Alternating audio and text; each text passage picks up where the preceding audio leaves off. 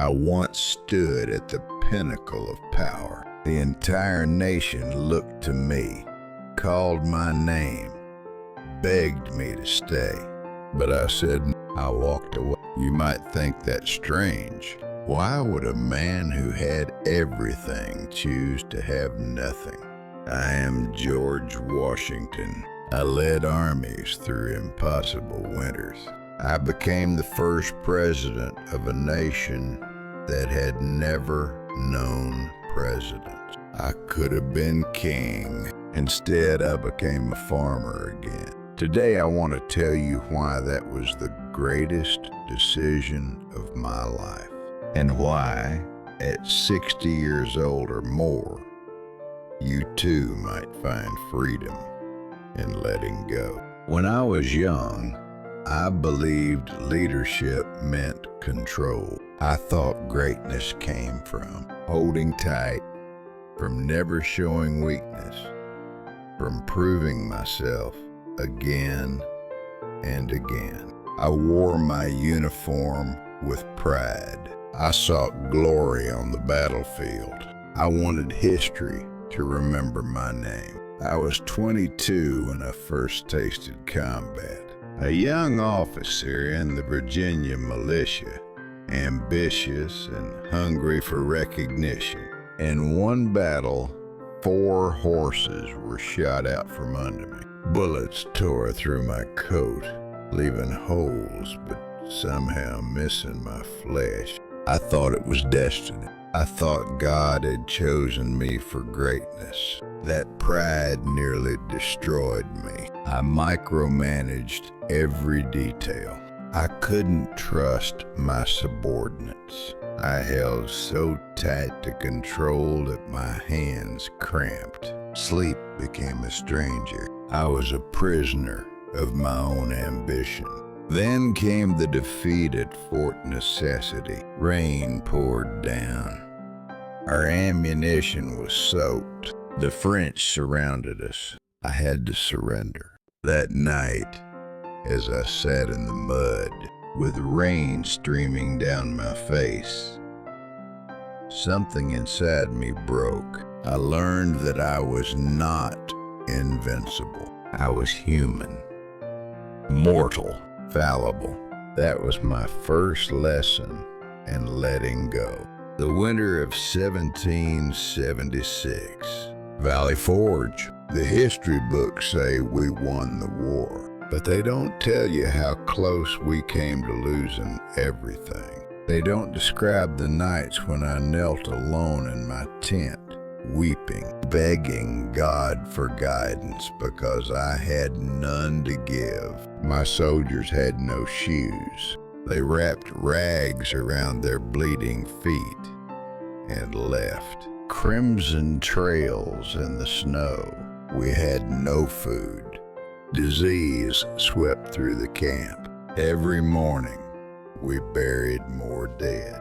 Deserters fled in the night. I was the commander. Everything was my responsibility. Every death was my failure. The weight crushed me. I tried to control everything. I demanded discipline when men were too weak to stand. I ordered drills when we had no ammunition. One bitter night, I walked through the camp. I saw a young soldier, maybe 19, shivering by a dying fire. His feet were black with frostbite. He looked up at me with hollow eyes. That night, I collapsed, not from physical exhaustion, but under the spiritual weight of trying to carry everything alone. Then something changed. I realized I could not win this war alone. I could not save every man. I could not control the weather, the supplies, or the enemy. I could only do what was in front of me today. This moment, this decision. I stopped trying to grip so tightly. I started listening to my officers. I asked for help instead of pretending I had all the answers. I admitted my fears to trusted friends. I let go of the illusion that a good commander never doubts. And something miraculous happened. When I stopped trying to control everything, things began to flow. My officers stepped up. The men found strength I didn't know they had. Help arrived from France. We survived that winter. We won the war. Not because I was a military genius, but because I learned to let go.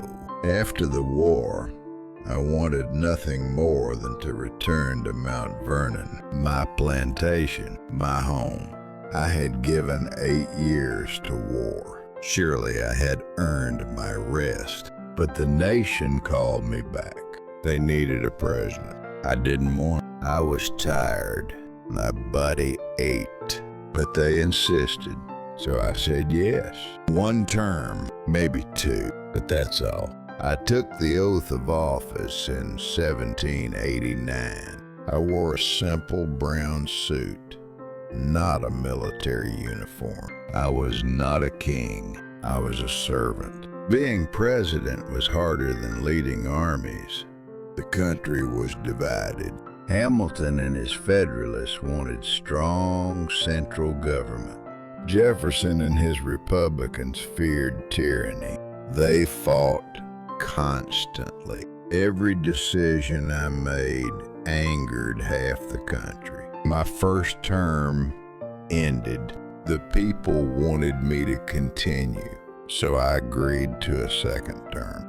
4 more years, but my second term was even more difficult. France and Britain went to war, and both sides demanded we choose. Newspapers attacked me viciously. I, who had sacrificed everything, was called a tyrant, a fool. I was 64 years old. I was exhausted. I wanted to go home.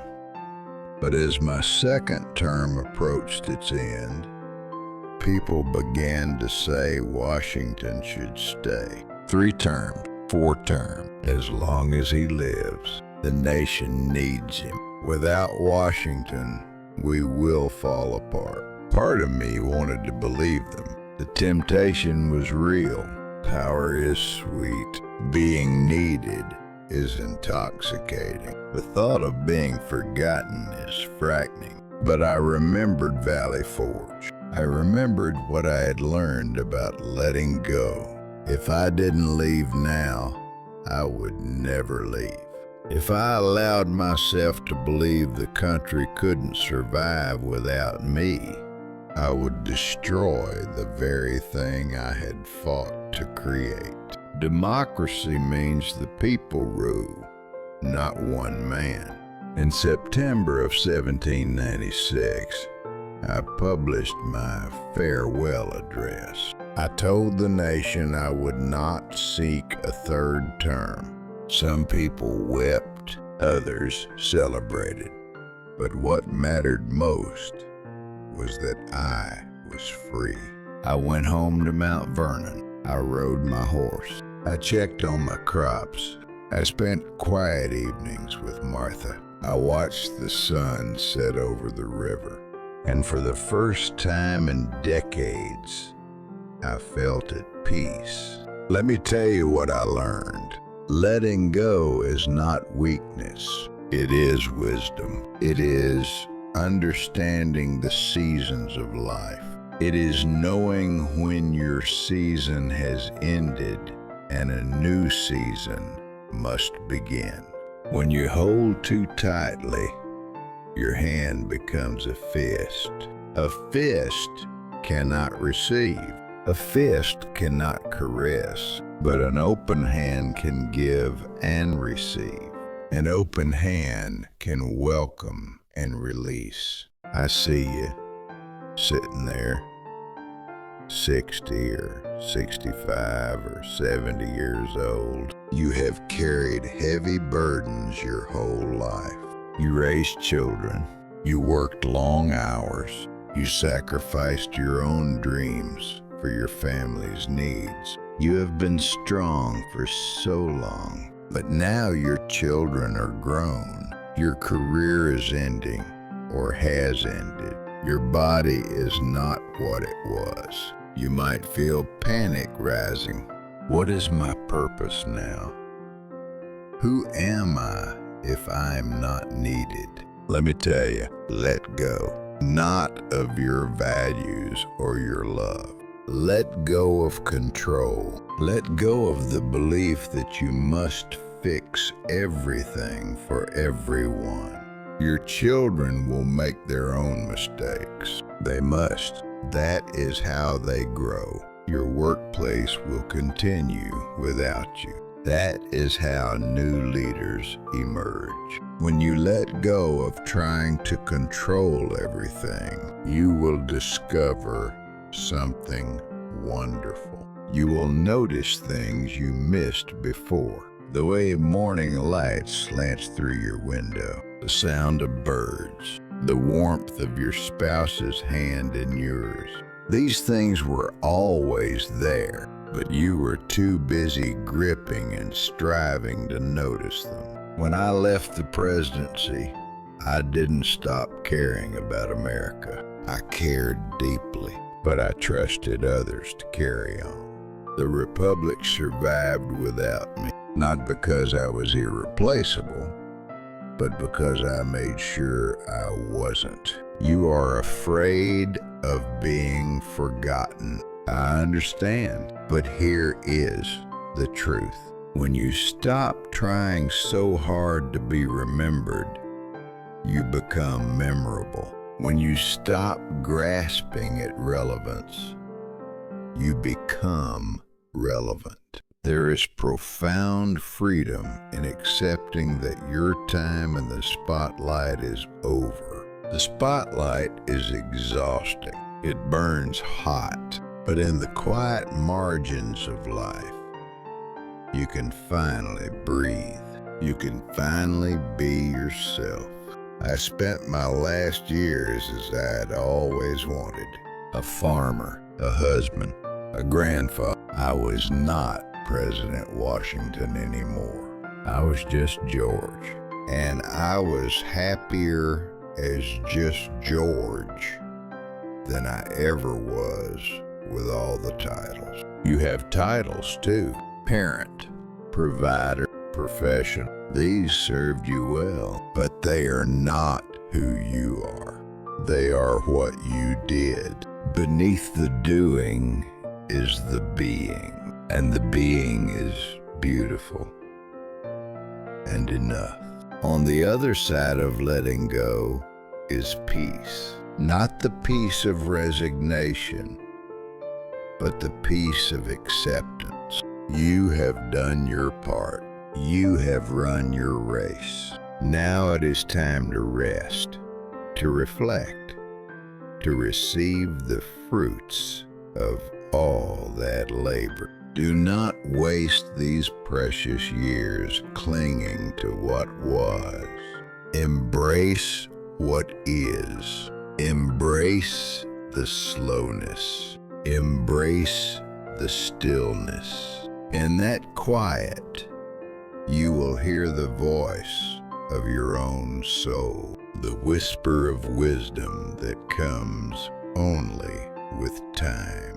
I lived only 3 years after leaving the presidency, but I say those 3 years were the most fulfilling of my life because I spent them as a free man, free from ambition, free from obligation, free from the need to prove anything to anyone. When death came for me in 1799, I was ready. I had lived fully. I had given what I could give. I had released what I needed to release. There was a completeness to it. My philosophy didn't die with me. It lives on in the peaceful transfer of power. It lives on in the understanding that true greatness is measured not by how long you hold on, but by how gracefully you let go. And it can live on in you, in the choices you make today, in the burdens you choose to put down, in the control you choose to release, in the peace you allow yourself to feel. I promise you this, when you let go, you will not fall. You will float. The current will carry you, and you will arrive at shores more beautiful than any you imagined. I left you an example, a path. Walk it when you're ready. It leads to peace, to dignity, to the quiet joy of a life fully lived and gracefully concluded. Thank you for listening. You have earned your rest. Take it, enjoy it, let go, and discover who you truly are beneath all the roles you played. The river flows on, so must we, not with resistance, but with surrender, not with fear, but with trust, not with grasping, but with open hands.